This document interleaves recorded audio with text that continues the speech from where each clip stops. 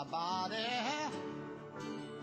Still a good friend, but I won't need it when I reach the end. I shall know where. What number marathon was that last year that you had done? Last year was our 30th Boston, but it was our 71st overall. Yeah. I mean, can you just say that one more time, because it's so unbelievable that these two people have done 30 Boston marathons. Oh, I made a mistake. It's 31. Oh, 31 now, Dick, what are you doing? Because this is the 32nd. This is the 32nd. How did you short yourself of that marathon? I better not do that. You've earned those, my dear. Yeah. All right, so you were training. It was a beautiful day. It was a gorgeous day. Rick was feeling good. And we all know the story by heart by now. We all know what happened next. For Dick and Rick Hoyt, they were at mile 23, and they absolutely knew something was wrong.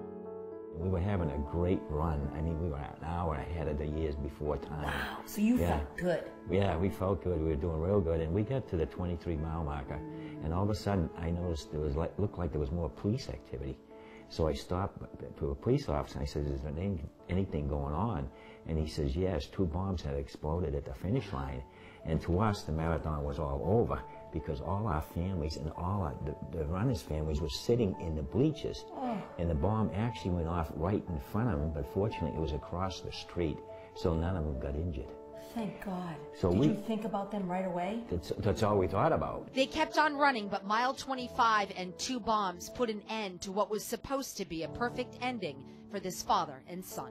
So to be stopped at 25, and for the reason that you were stopped. Mm-hmm. Right. Unbelievable. Unbelievable.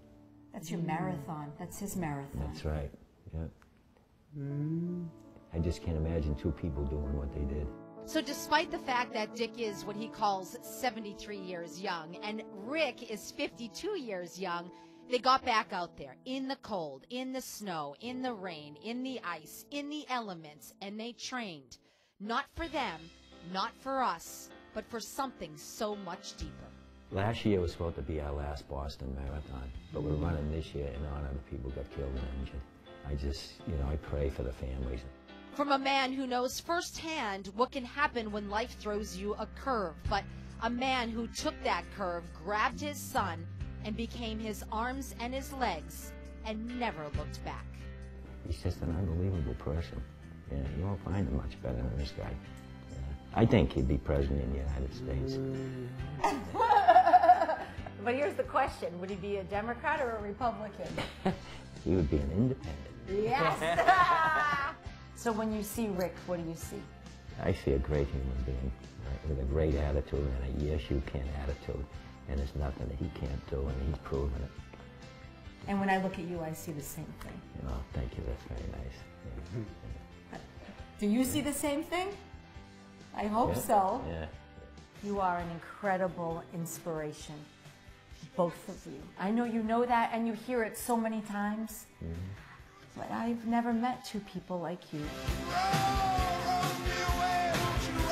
Which is why this year, this marathon, their very last together as father and son, and the reasons why they're running it, just further cements their place in all of our hearts.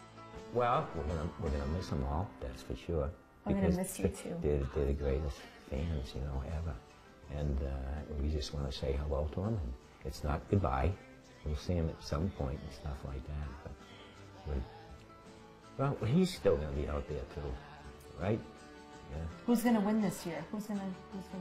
Are you going to stop the wheelchair and are you going to finally beat your son, and you're going to walk in front of him, and then you're going to cross first? No. No, you cannot do that. I will not let you. I won't let him. Don't you worry, Rick. Don't you worry. I won't let him do that. To reach there.